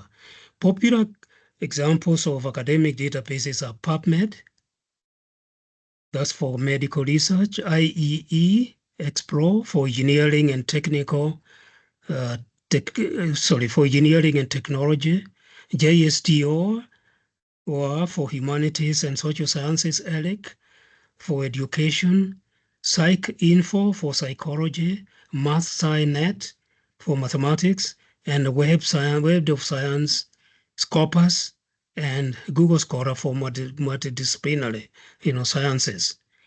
The benefit of using academic databases are valuable tools. The databases are valuable tools for accessing high quality scholarly information for conducting research. I think I will leave it there. The rest of the slides are just giving brief accounts of the different databases. For example, Scopus. What is it involved? Is it free for you to access? Do you have to pay, or your institution, or does your institution has to pay for you to access, and so forth and so on? And these are details that you can actually get, quite easily from the internet. So let me stop there because I know there were, sorry, it took a bit longer than I wanted. Can I please have questions if there are any?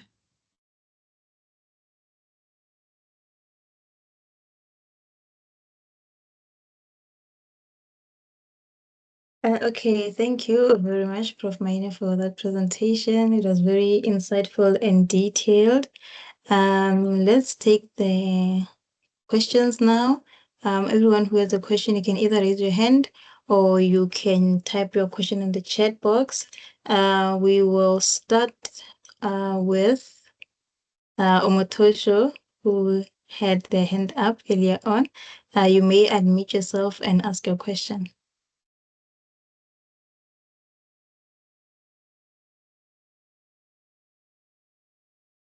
Hello, I can hear you, Mr. Amatoso.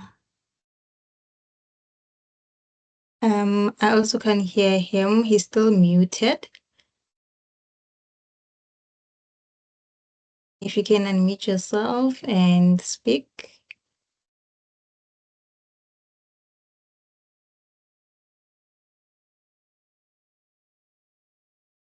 Okay, so in the meantime, while we're still waiting for him to sort out the audio, or if he can be able to unmute himself, we will go to the chat.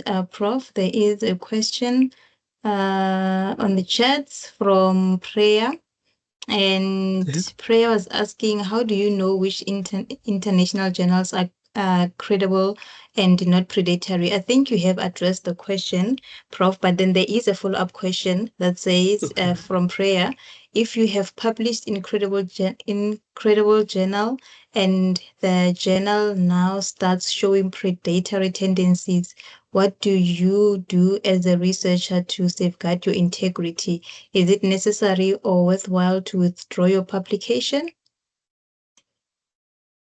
Can I respond Yes, verbally? yes. Yeah, okay. Thanks for the question. It's an interesting question that you ask. It's not possible to, if the journal was good, I hope I have understood your question. If the rating of the journal was good when you published, then you need not withdraw, your paper. If the standards have dropped to the extent that you are concerned, then the best thing is for you not, to publish, there anymore. Retracting a paper, as I mentioned before, is not a very easy, process, because the paper will already be there, either in hard copy form or in electronic form. It's not as easy as going in there and deleting it. And that is why retractions, are followed by a statement. Now, because of A, B, C, D, we have recommended.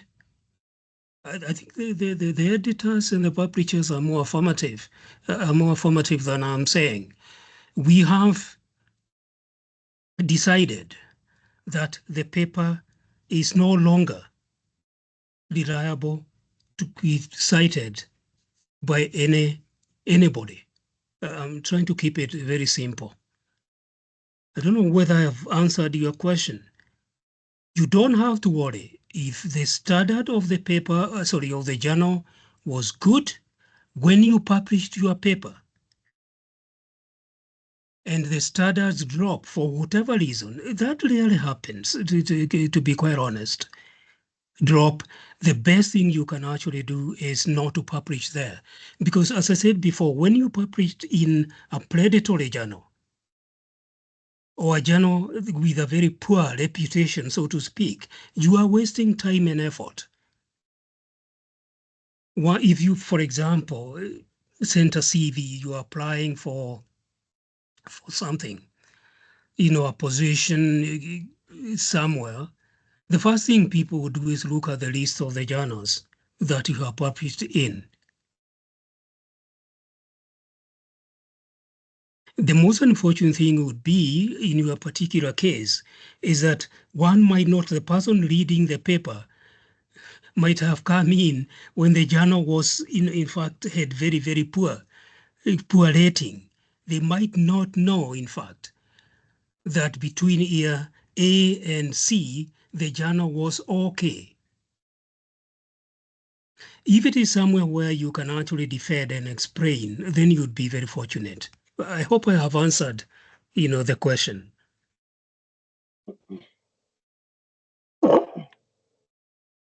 Thank you, Prof, for your Yeah. response. I think you have answered the question very well. And Prayer can confirm if your question has been answered.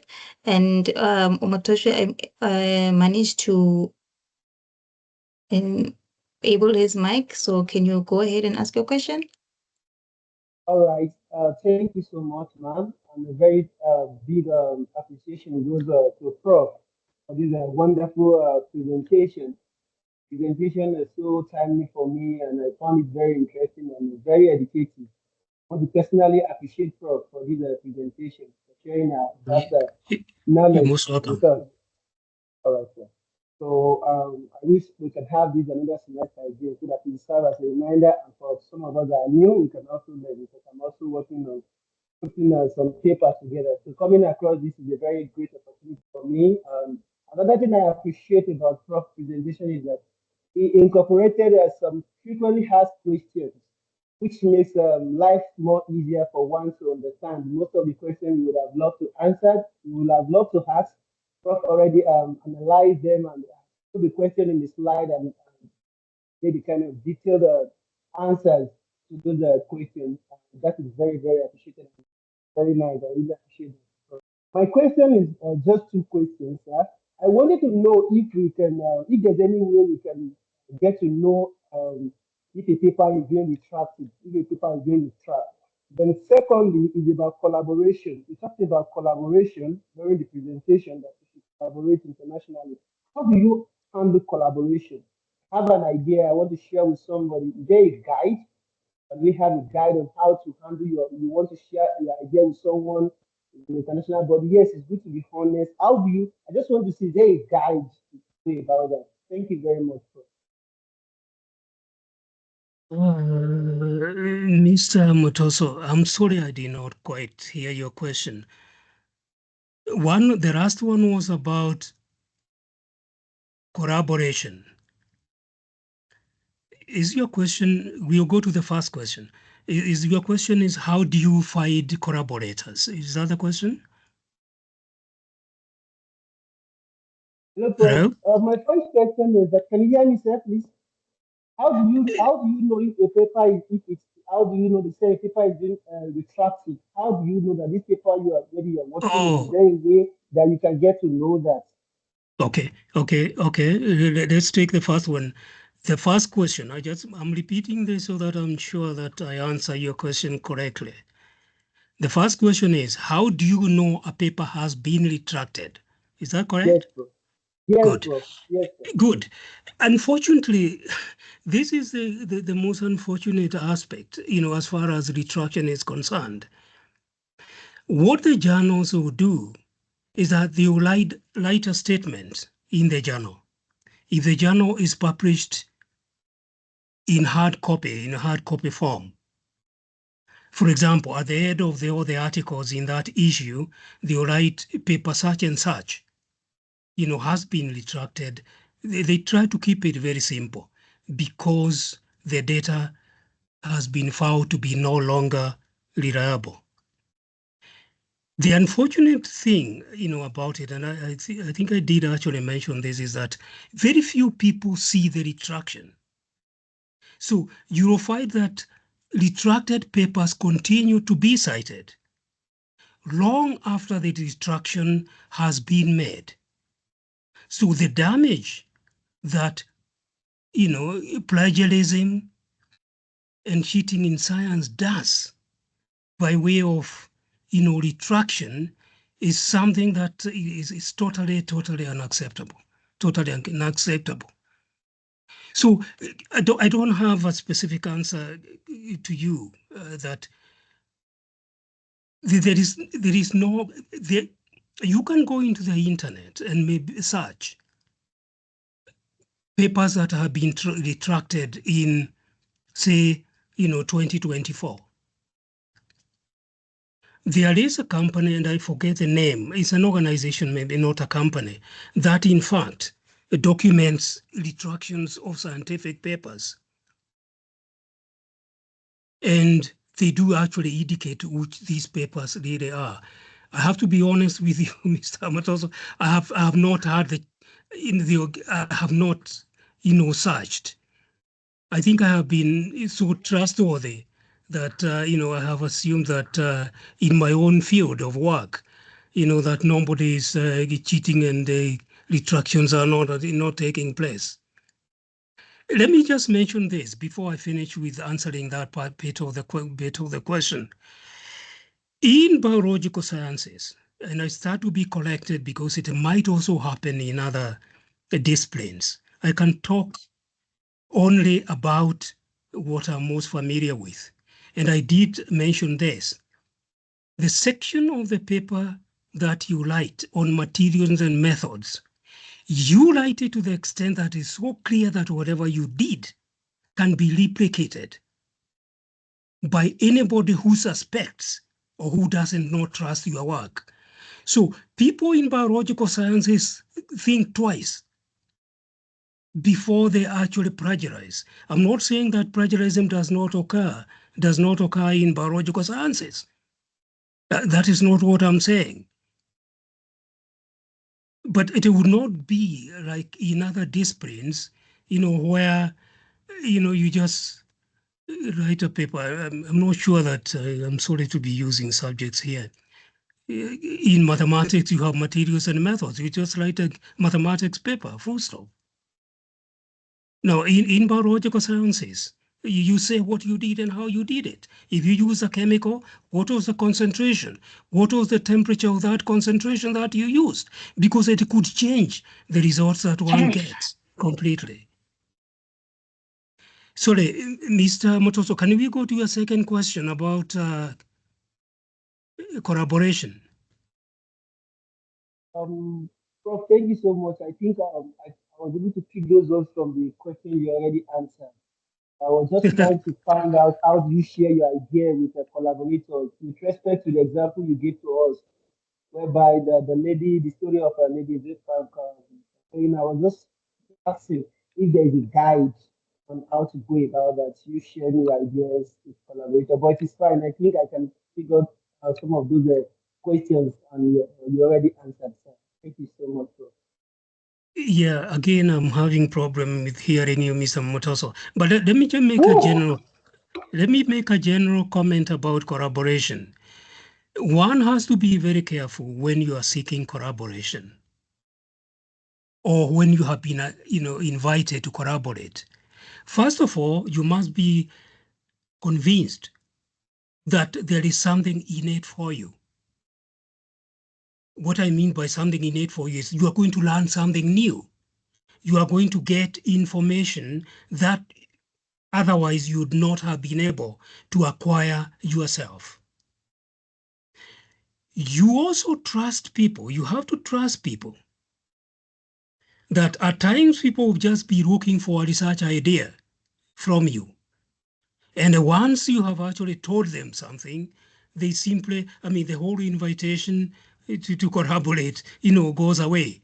And after some years, you find that, the topic you are talking about really has been published on by somebody else you talked to about 3 years ago. That really happens, but it does happen, unfortunately. It really does. Sorry, again, I'm not hearing you very well. I might not have. I'm sorry if I did not respond to your question, adequately. Prof, you've answered adequately. Thank you so much. I got it now. Yes, you've answered adequately. Thank you so much. That is the area I want to get to, but you just made mention about it now. Thank you so much, Prof. No, you're most welcome. As I say, if anybody is still listening, remember, keys to rotate the screen 90 degrees in one direction.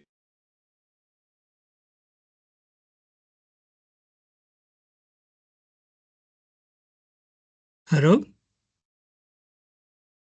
Sorry about that, Prof. I think you can continue.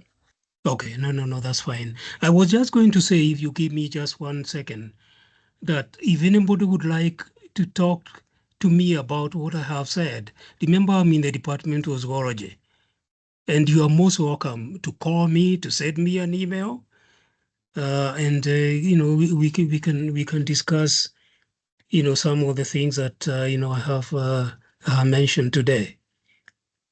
Thank you for the chance, for the opportunity. If there are any other questions, I will be happy to respond. Thank you again, Prof. I must say that it is really eye-opening to get insights from experienced researchers and academics like yourself. So I really appreciate your efforts in giving this presentation. It was very insightful and very detailed. So thank you. Are there any other questions? Or we do have a question from Nokuthula Ndlovu. Yep, sure. Please unmute yourself, Nokuthula, and speak.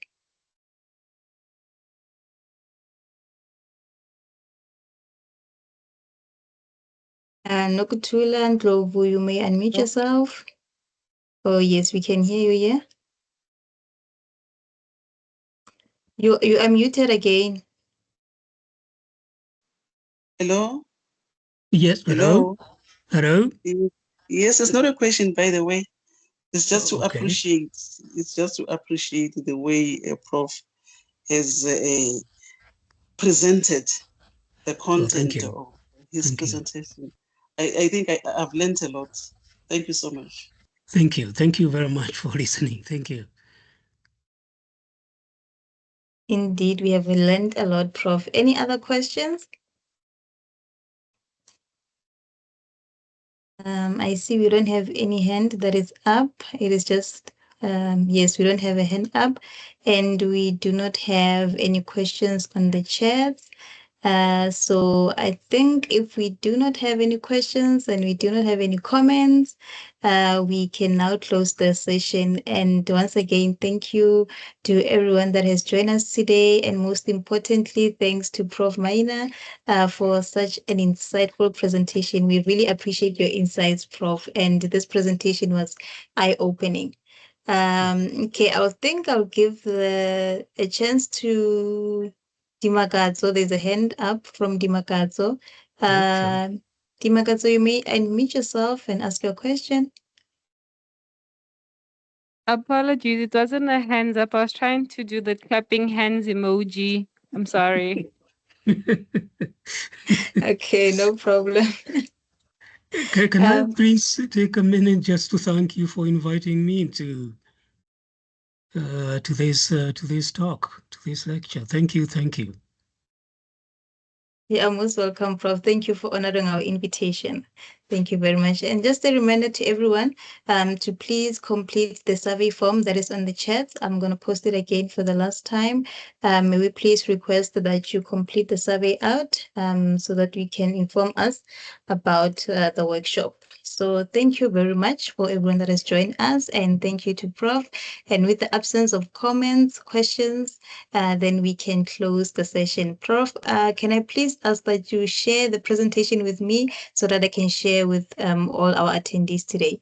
And Yes, of thank course. you very much. Sure, I'll do that.